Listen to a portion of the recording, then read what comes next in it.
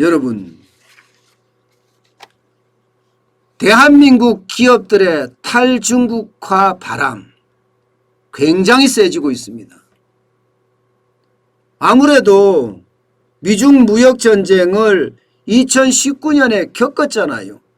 그러면서 중국에 제조 공장을 많이 두면 위험하겠다. 이미 이렇게 느끼기 시작을 했습니다.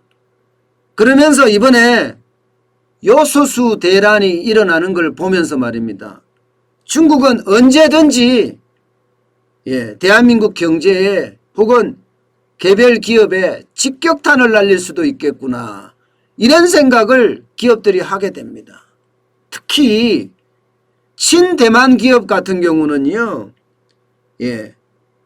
중국에서 몰아내자 뭐 이런 분위기까지도 지금 고조되고 있기 때문에 이게 결국 말입니다. 중국은 쌍전환이라고 하나요? 쌍전환? 수출이든 내수든 이제는 중국 내부에서 해결하자 뭐 이렇게 이야기하는 쌍전환 정책이요. 이게 애국적 애국이라고 달아야 되겠죠. 그들 입장에서는 애국적 자국 우선주의에 완전히 팍 빠지는 그런 느낌이에요. 그렇게 되면 말입니다. 결국 해외 기업들은 어떻게 되겠어요? 해외 기업들은 중국에서 차별을 받을 수밖에 없는 그런 상황으로 가게 됩니다. 그만큼 말입니다. 지금 중국은 그 어느 때보다 자국 기업 우선주의를 선택하고 있고요. 그렇기 때문에 외투 기업에 대해서는 토사구팽이 일어나지 않겠느냐 이런 우려들이 솔직히 넘치고 있습니다. 그러다 보니까 말입니다. 여러분. 그러다 보니까 탈중국화 바람이 굉장히 많이 부는 겁니다. 당장 여러분도 알다시피 2019년 2020년부터 시작해서 대기업부터 나가기 시작했어요. 삼성전자만 하더라도 텍사스 오스틴에 반도체 공장 만든다고 이야기를 했었죠. 그리고 LG전자는 테네시에 세탁기 공장 완공을 했습니다. 롯데케미칼은 루지아나 여기에다 공장을 만들었고요. CJ 제일제당도 뉴저지에 식품공장 완료를 했습니다. 농심도 미 동부에 라면 공장을 착공을 했고요. 대기업들까지 이렇게 쑥쑥 빠져나가고 있는 겁니다. 그런데 여러분 함부로 빠져나가면 안 돼요. 함부로 빠져나가면 중국은 그에 대한 보복을 하거든요. 대기업답지 않게 쪼잔하다니까요. 그것도 정부 차원에서 보복을 하기 때문에 그야말로 하나 일개 기업은 그냥 망합니다. 우리가 사드 보복 때 많이 봤잖아요. 롯데가 어떻게 됐는지 완전히 망했잖아요. 완전히. 그렇게 망하는 일이 비일비재하게 벌어질 거라고 생각을 합니다. 그렇기 때문에 중국에서 빠져나갈 때도 굉장히 전략적으로 빠져나가야 된다. 이런 이야기들을 많이 하고 있습니다. 그냥 단순하게 그냥 빠져나가는 것이 아니라 아주 전략적이게 요령껏 빠져나가야 된다. 그렇지 않으면 이게 중국의 또 다른 보복을 받을 수 있기 때문에 위험하다. 이런 이야기가 기업인들 사이에도 이야기가 많이 나오고 있어요. 일반적으로 말입니다. 탈중국화, 중국을 빠져나오는 것 두 가지 전략을 쓰라. 이렇게 이야기들을 합니다. 이게 여러분 굉장히 중요하니까요. 당장 삼성기업처럼 말입니다. 삼성기업처럼 빠져나가는 거. 이게 첫 번째 전략입니다. 무슨 이야기냐? 특화 전략을 쓰는 거예요. 특화 전략. 산업 내 특화 전략. 삼성전자 이러면 중국에서 반도체 생산을 했잖아요. 그야말로 범용 반도체 제품은 중국에서 생산하고 여기에서 더 투자가 필요하거나 아니면 특화된 전략, 파운더리에 대해서는 미국에다 투자한다. 이렇게 차별화를 시켜가는 거죠. 쉽게 말하면 차세대 반도체에 대해서는 미국에다 투자한다. 이렇게 공급망 다변화를 시켜가는 겁니다. 공급망 다변화.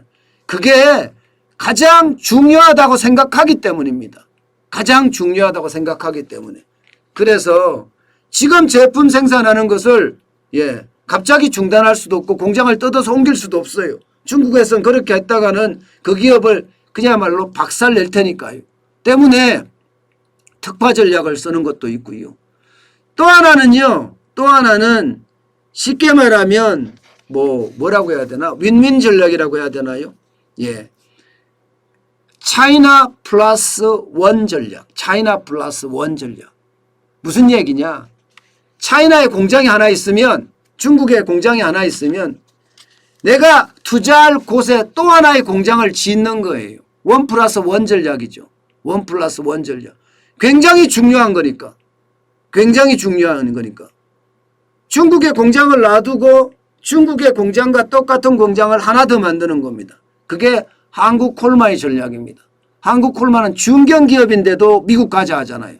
그러니까 아까 말씀드렸다시피 대기업도 미국 가자, 중견기업도 미국 가자. 지금 한국콜마는요. 실제로 말입니다. 실제로 공장 부지를 추가 매입을 또 했습니다. 펜실바니아의 주 올리펀드에다가 15만 제곱미터 규모의 공장 부지를 또 매입을 했어요. 이 말은 이제 뭔가 중국의 공장과 똑같은 공장을 미국에도 공장을 만들겠다. 그러면서 위험을 분산하겠다. 이렇게 지금 생각을 하는 거죠. 게다가 중국을 자극하지 않기 위해서 중국 공장을 안 돌리는 건 아닙니다. 중국 공장을 계속 돌려가면서 물류비가 좀 많이 들어가기는 하지만 미국까지나 남미짜까지 올리려고 그러면 물류비가 좀 많이 들어가긴 하지만 위험을 어떤 분산시키는 차원에서는 그렇게 해야 된다. 이렇게 전략을 쓰고 있는 겁니다. 결국 말입니다. 우리 기업들도 굉장히 전략적으로 움직이는 거죠.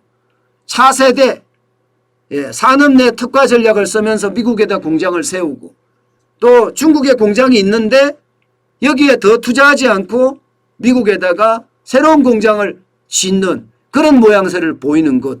이게 요즘 기업인들의 탈중국화 전략이라고 이야기할 수 있습니다.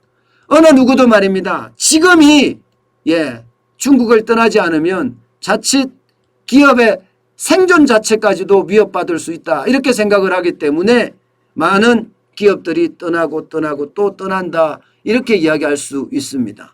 실제로 말입니다. 미국은요. 이제는 중국을 빼고 세계의 공장이라고 이야기하는 중국을 빼고 공급망을 만들려고 합니다. 중국을 빼고. 때문에 미국 중심의 공급망 정책을 아마 엄청 쓰게 될 겁니다. 그렇게 될 경우에 우리 기업들이 살아남을 수 있을까요?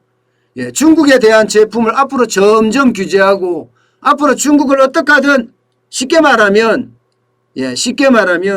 독일을 무너뜨리듯이 그리고 소련이죠. 구소련을 무너뜨리듯이 그리고 일본을 무너뜨리듯이 아마 중국도 무너뜨리지 않겠느냐 이렇게 예상을 하면서 지금 우리 기업들은 아주 극단적인 최고의 전략을 쓰고 있다. 저는 이렇게 판단합니다. 분명한 것은 분명히 그렇게 일어납니다. 중국 빼고 공급망 재편하고 있다는 그 분명한 사실도요. 미국 무역대표부 USTR입니다. 무역대표부 대표 캐서린 타이가 일본이나 한국이나 인도를 방문한 것도 그렇고요.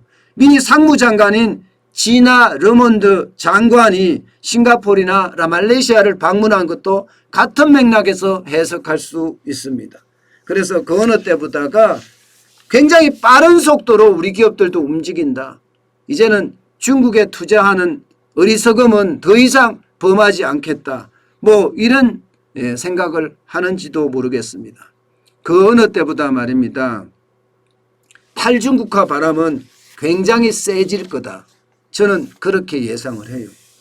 아마 정환재 TV를 보시는 많은 분들 계실 거예요. 특히 기업인들은요. 중국에 대한 투자를 어떻게 앞으로 정리를 해가면서 다른 나라로 투자처를 옮길 것인가에 대한 고민 그 어느 때보다 깊어져야 된다고 생각합니다.